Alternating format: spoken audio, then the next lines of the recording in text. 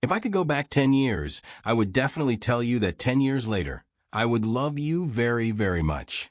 Actually, to be precise, it should be 12 years ago. That year I was 10 and you were 13. We attended the same elementary school, but you were 2 grades ahead of me, and we never spoke. However, our parents knew each other well. I only remember one afternoon when I was walking around the school with my friends, and you walked towards us.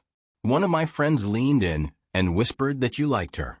I foolishly looked up at you, and you walked past us, probably not noticing us. That was our first encounter.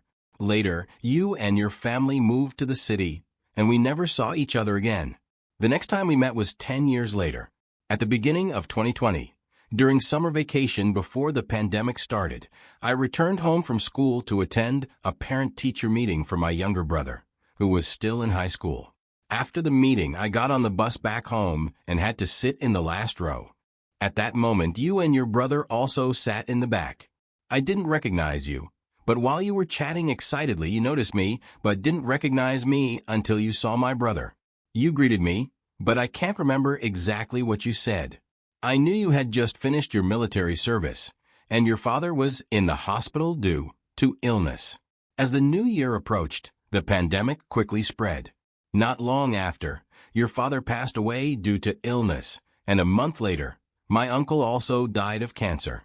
After that, I returned to the city where my school was and took online classes at my aunt's house.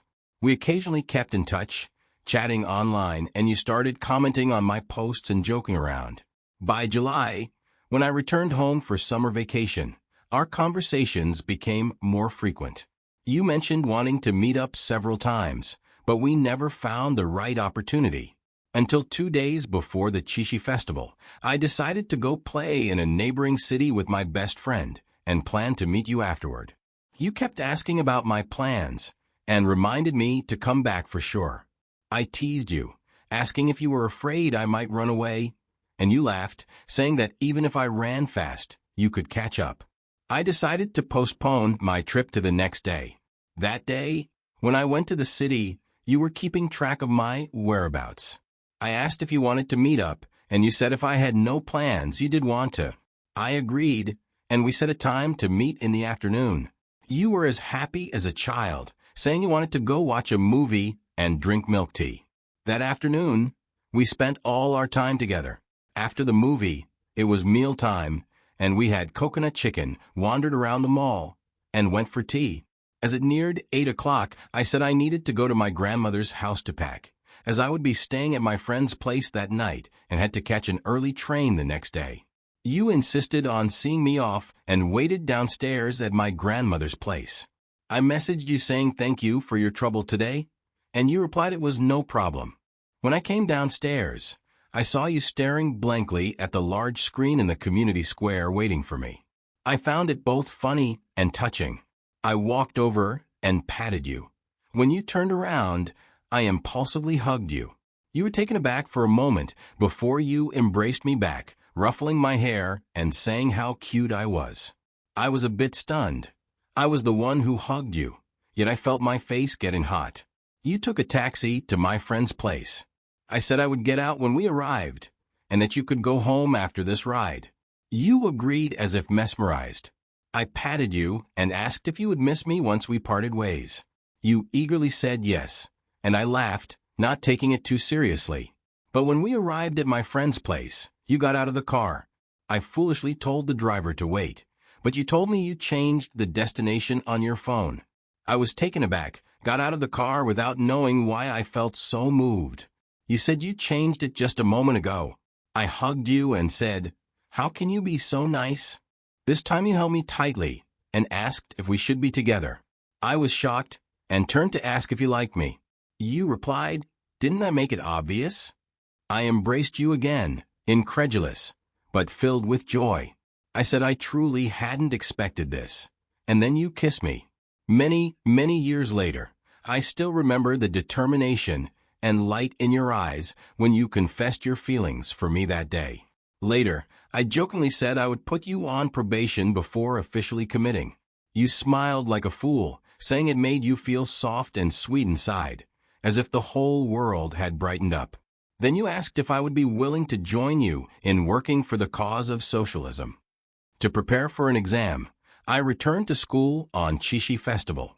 We agreed that once I finished the exam, you would come find me, and I would show you around the city where my school is.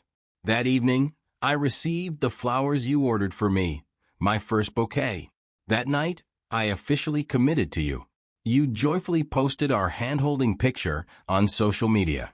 The afternoon after my exam, you came to find me, and we took pictures together, my first official announcement on social media. We spent a week together, and it was incredibly happy. You shared many of your military experiences with me, both joyful and sorrowful, as well as your little secrets. I, in turn, shared my habits, hobbies, and quirks with you. Your experiences shaped your maturity and understanding, and your thoughtfulness and love made me feel especially secure. I resolved to always treat you well. Then, we began a long-distance relationship over 2,000 kilometers apart, living at the northern and southern ends of the United States. I would buy you snacks, clothes, and little gifts. You would send me flowers on special occasions, buy my favorite treats, order takeout, and even get me little dresses. Sometimes I could be willful, immature, and unreasonable, often throwing little tantrums, but you were always patient with me, accommodating my whims. I found long-distance love really challenging, but you were always cheering me on, telling me how much you loved me, and filling me with confidence about our relationship. I also told you how much I loved you, and that I would wait for you. After some ups and downs, winter break finally arrived, and I was eagerly waiting for you to come back. We met each other's parents. First I met your mom, and then I brought you home to meet mine. You picked out gifts especially for my family, and insisted on buying a box of fruit just before we left. We had informed our moms beforehand, and both were quite pleased. Only my dad was a bit picky. I was genuinely worried about how he would react. After all, the saying goes that a mother-in-law grows to love her son-in-law more and more, while a father-in-law can be very discerning. But to my surprise, you earned my dad's praise. He complimented you for being smart and hardworking. My dad likes to drink water while eating, and you noticed this habit, always pouring him water during meals. One time, I forgot to pour him water and he joked, "I thought you were Dad's little helper, but it seems you're not as attentive as she is." You are indeed mature, thoughtful, willing to endure hardships and work hard. Truly an exceptional young man. I've always felt incredibly lucky to be loved by you. My heart ached for the struggles you faced, and I was determined to always treat you well. One day after the new year, you went to our village to hang out with friends. That evening, my mom firmly refused to let me go see you, and I was really angry. You kept encouraging me to come, but you didn't come to pick me up. I was furious, and you tried to calm me down. I said, "We're so close now. Can't you just come and see me instead of comforting me through the screen?" I sent it out, then regretted it and retracted it. 10 minutes later, you messaged me to come downstairs. I rushed down and you hugged me, saying you were willing to make these compromises just to show me that you cared and loved me. That night it was foggy and dark, but I felt like the whole world was bright. Junior year came as expected, and we were both planning for our futures. I decided to take the civil service exam, while you chose to pursue graduate studies. We encouraged each other and worked hard.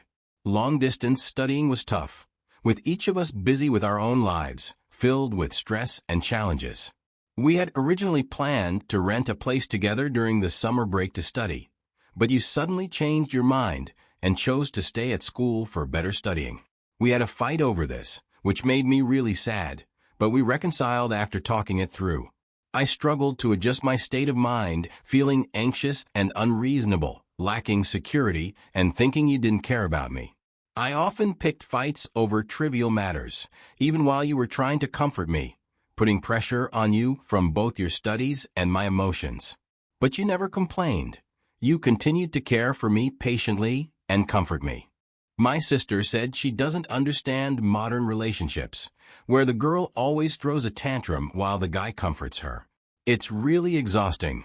Later, I realized it might be because I had certain expectations about how love should be expressed, thinking that love should have specific manifestations. If it didn't, I would feel like you didn't love me. But I forgot that there are many ways to express love, and everyone handles issues and shows affection differently. There's no right or wrong. I overlooked that you are a person, not a deity. In a long-distance situation, the pressure on you is much greater than mine. But you did your best. I always said I needed to understand you and think more about you, but in reality, I didn't do that and instead made things difficult for you. You've told me many times that when the time comes for me to marry you, the dowry would be considered something you bought, and you've mostly fulfilled that promise. 3 of my daily necessities were bought by you. You said you would make sure to get a graduate degree and never want to be apart from me again. You encouraged me to hold on and not let go of your hand easily, saying your future included me, and you didn't know what to do without me. You said you loved me deeply and hoped we could always be together. No one has ever acknowledged your worth, but to me, you are truly amazing. You can handle situations calmly and offer me advice when I'm conflicted. Every time we go out together, even in the city where I study, you always plan everything well, holding my hand and sharing your thoughts and life with me. I can't quite explain what makes you so wonderful, but I just feel that you're a great person. You've helped me grow and understand so much. Friends around me often don't understand why I chose you, and you often ask why I firmly choose you. I've questioned it myself, unable to find a clear reason other than that I love you deeply. If time could rewind to that day 12 years ago, I would definitely take the initiative to talk to you and tell you, hi, 10 years later, I will love you very, very much.